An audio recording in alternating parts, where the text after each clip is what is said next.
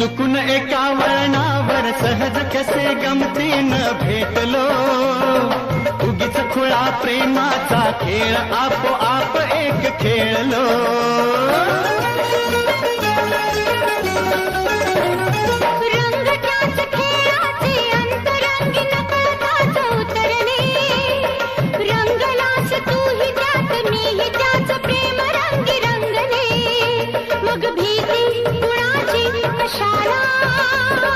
भीती कुणाची कशाला, भीती कुणाची कशाला, अगं भीती कुणाची कशाला.